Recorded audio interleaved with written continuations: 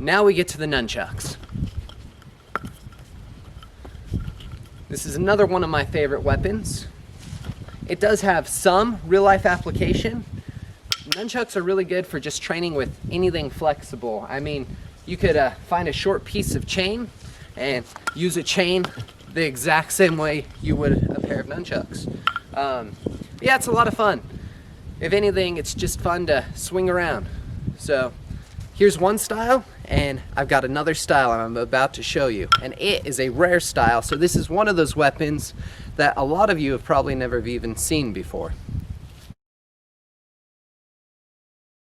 And now, the nunchuck variation. Ta-da! So this is referred to as a 3-section nunchaku. Basically, the whole concept behind nunchucks in the first place was to be a weapon that could be concealed carried. And this folds up to be smaller because it's 3 smaller sections of wood. As you see now, I have it in my pocket. It'd be a lot easier to conceal it in like a kimono or a gi, but it's would still make a formidable weapon if somebody were to attack me and I were to pull this out of my pocket, start swinging it around. So, yeah, this is a unique weapon. Not a whole lot of people know about this. Ow. Should I put that in the bloopers or just leave it in the video? We'll just leave it in the video. But anyways, it's a unique weapon. It's kind of harder to learn than the traditional nunchaku. And part of the reason is because you'd have those 2 main wood pieces and you'd be used to wood right here, so grabbing it and swinging it around feels a lot different. And it's hard for somebody who trains regularly with the regular nunchucks like I do to kind of swap back and forth. And maybe it's just because I haven't spent enough time training with these, but it's still a unique weapon. It was a lot of fun to make, and it's still a lot of fun to swing around. So here is the 3-section nunchaku. Now I'm going to show you the 3-section nunchaku's big brother, the 3-section staff. This is a weapon that I thought was really cool at first, and then I started swinging it around and quickly found out how intimidating it is. You know, I've trained with the nunchucks before, I've trained with the staff a little bit, and this is a cross in between the staff I showed you earlier and the nunchucks. And yeah, I've hit myself in the back of the head while swinging this around so many times. I'm kind of even intimidated to pick it up. But it's got a lot of different things you can do with it.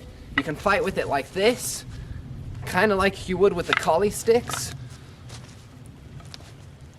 Maybe even block with the middle one. Somebody, you know, goes to strike down at you.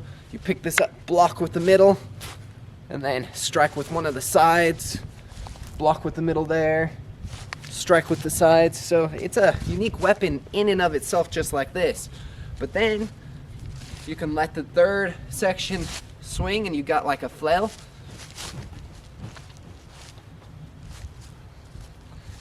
Or you could hold it by the end of the section and now you've got basically a wooden whip, so to speak.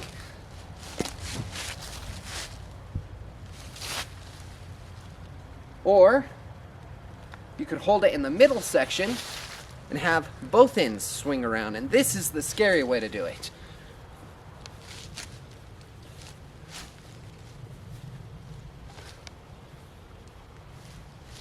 So yeah, No, I don't look the best swinging it around. It's very intimidating, and I haven't really had the opportunity to train with it. There's not a whole lot of people on YouTube showing you how to use these. So I was kind of inspired to be one of the first. There are a couple, but it's not nearly as common as swords or nunchucks. But yeah, so here is the 3-section staff. I've got a special type of machete called the Kukri. This, again, is another trainer, so don't be alarmed if I hit myself with it. It was just a machete used like any other machete, but it was very commonly used in combat.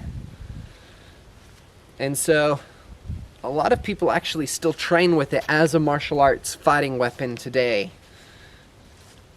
You'd basically use it like a dagger. It's got a different shape though, whereas your traditional sword would come out straight from the handle like this. This one's got this curve in it instead of being straight. And so it's a little odd to do some things like thrusting. You can still thrust with it, but you have to hold it more of an angle like that instead of like you would with another sword. Then it won't quite impact right. You gotta kind of take the curve of the blade into consideration as you perform your thrusts. The thing with the curved blade is it gives it tremendous chopping power. I had a friend that had one of these and we went on a survival trip, and when he brought it out and started hacking away with it, I was amazed at just the chopping power that this thing has. And again, it is called the Kukri Machete.